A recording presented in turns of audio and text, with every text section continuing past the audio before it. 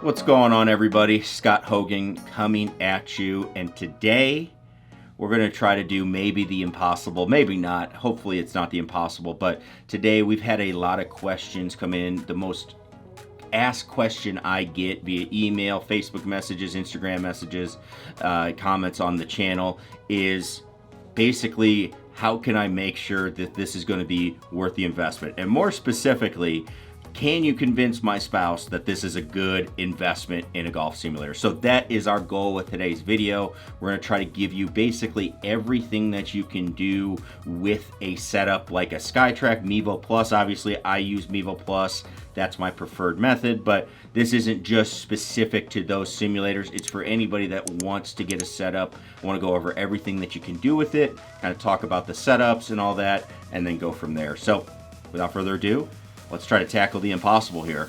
All right, so let's start off with what you can do. It's probably easier to go with what you can't do, which we've done a video already on, but let's start off talking about what you can do with simulators nowadays. So when you're getting an investment like a simulator, this used to be something that you would never think of for most people back in the day, because simulators had this whole build out that you had to do. You had to make basically a platform where computers and all these wires and stuff that would read to an analyzer that would sit in the floor. That was how you could see the shots. That all had to be wired up, rigged up, and it wasn't like you could do that on a regular basis. You usually had to have a professional come in, set it all up, calibrate it, do all these things. Nowadays, that is not what's going on. You're having these simulators come out, whether it's an X3, a Mevo Plus, they're coming out where they are super portable and they're super easy and fast to set up if you have to take it down and set it up every time. That's something I do outside on the range with my flight scope launch monitors, is I have to set them up and calibrate them every day. They don't just sit out there, and it takes only a matter of a minute or two to be able to do that. So it's getting so much faster. And now what's also getting better is everything's moving to an iOS type of device platform with like E6, all the flight scope golf apps. SkyTrack's app is on the iOS platform, so you don't even need a computer setup necessarily to be able to work a simulator now. You could just have an iPad. Now, computer setups, I personally prefer those for graphics and just things working a little bit faster, if that's what you like. But again, I use different apps on the iOS platform, so I usually just stick with iOS because that's easier for what I use it for. Again, depends on what you really want in your simulator. If you want graphics, get a computer. If you want being able to change between things and not have a bunch of wires and it's got to be portable, all that, then maybe iOS is the way to go. So all of this is now possible, and you don't have to have this massive build out that's going to take up space forever. It can get taken down. You can look online. There's plenty of do-it-yourself. Hey, I'm going to fold up my simulator. I'm going to make it where it's not very big or a very big footprint, and that's very possible nowadays. So that's another reason that simulators are getting to become a very good investment, because you don't have to see them all the time as you're going through. Now, as far as what it can do for your golf game, one, they are an upfront investment. That's for sure. There's definitely some upfront investment in getting a mat, getting something to hit into, and getting the launch monitor itself and the device to run it on. So if you went on the cheap for those things, you're probably, let's say you went for a Mevo Plus, $2,000 for the launch monitor. If you got a good mat, which I would not skip on the mat, okay? That is extremely important. If it meant, hey, you weren't going to have a projector for a little bit, or you weren't going to have a screen that you could project onto, I would make sure I got a good mat. Because if you spend $250, $300 on a mat, you will not have to upgrade it. You will not have elbow pains, anything like that. And you're not going to have to get a new one for a really, really long time. They last a long time. Whereas you get some of the $100 mats, not only is it a risk of injury, but you also are going to have to upgrade that one pretty quick because they go bad in a heartbeat. So get the good mat, and then you're going to need maybe a projector and some things to see it, but you have to put that investment to get it, which is a little bit scary. But what do you get in return? What can you do? Well, you're going to be able to hit golf balls on it. You're going to be able to hit a lot of golf balls. If you want to enjoy your time with the game, you want to go out, you want to have fun with it, you want to do, the best you can, you're going to have to practice more. Now, when you put the upfront cost, you technically don't have to spend any more money on like range balls, range memberships, anything like that when you go practice. All of your range balls that you're hitting are going to be spent at home. If you're a serious player and you are serious about getting good, the amount of golf balls that you need to hit approximately 5 to 6 days a week. Let's say you just did a large bucket every time you went to the range. Well, that would be, you know, on average, that's probably what, $10 that you're spending. So you're looking at $50, $60 a week that you'd be spending. That's going to be about $200, $240 a month. You start multiplying that over the year. At the end of the first year, you've basically paid for that investment by saving on just the range balls.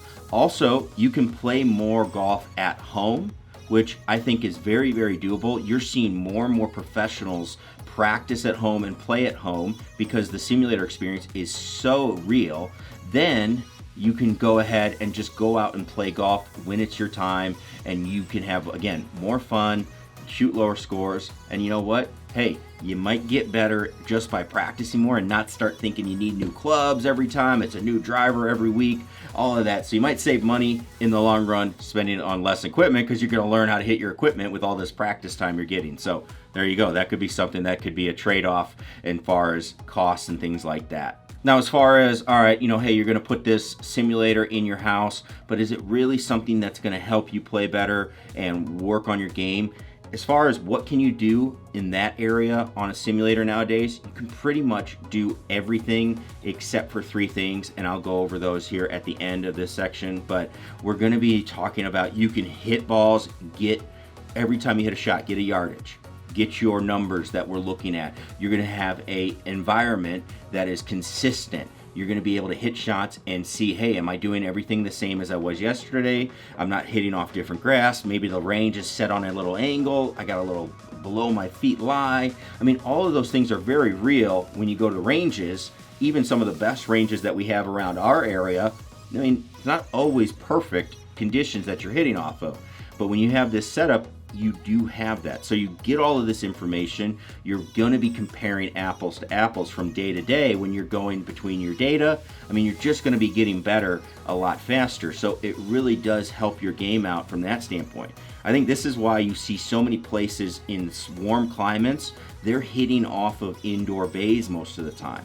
They're hitting in closed environments. I mean, Bryson DeChambeau is hitting in a living room in Texas. That's how he's getting better. It's not about having to be out on the range all the time to be able to get better. Everything as far as launch monitors has gotten so much better. You don't have to be outside and see the ball actually fly because you know the data you're getting from your launch monitor is pretty darn close to what it was going to do out there, if not exactly what it was pretty much every time. That's where we're at this point in the launch simulator game, which is a great place to be. You can also work on your short game. You can hit shots from varying yardages. You can work on your wedge game. You can work on hitting different locations on a simulator practice screen. You can work on trying to put spin on shots, have a shot run out.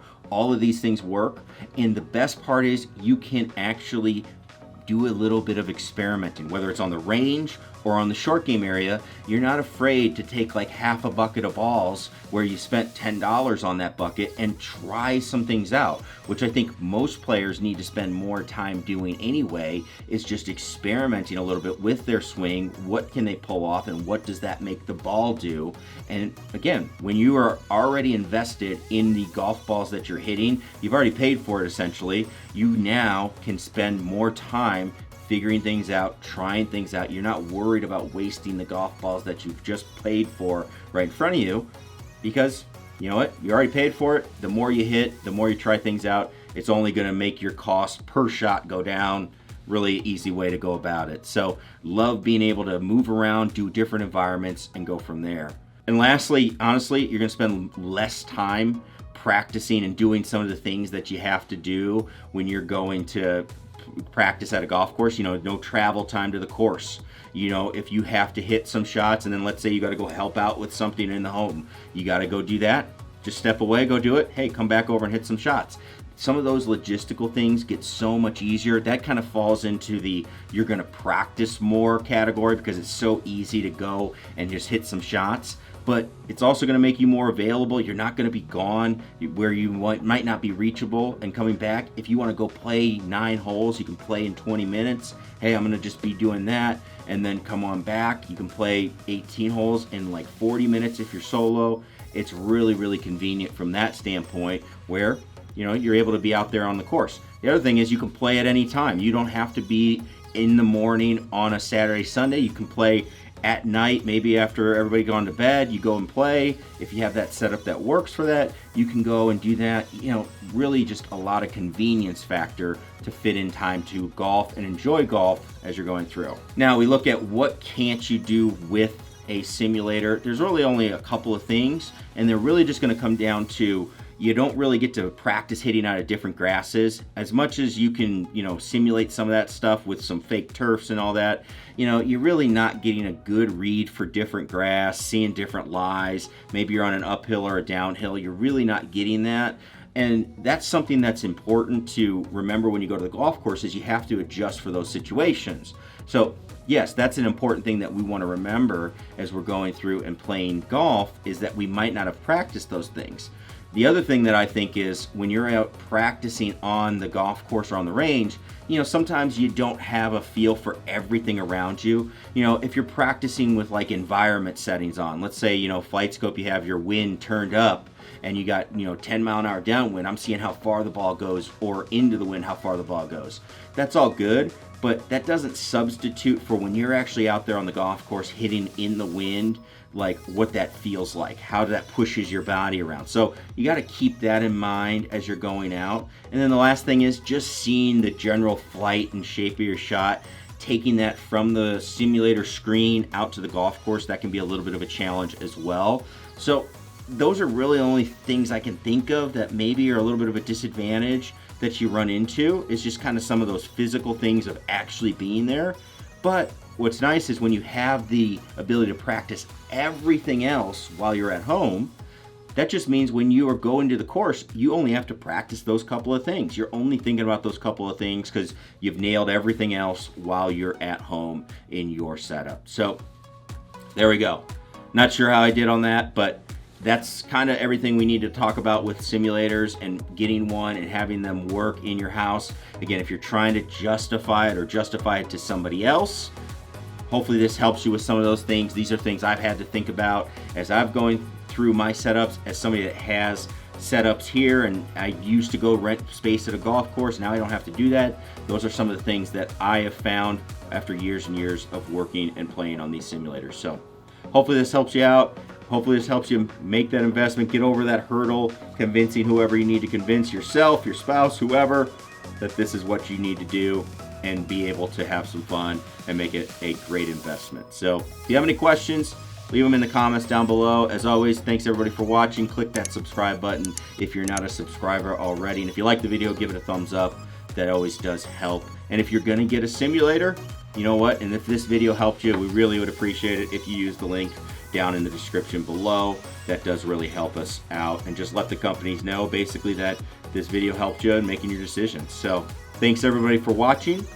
We'll catch you in the next one. Peace.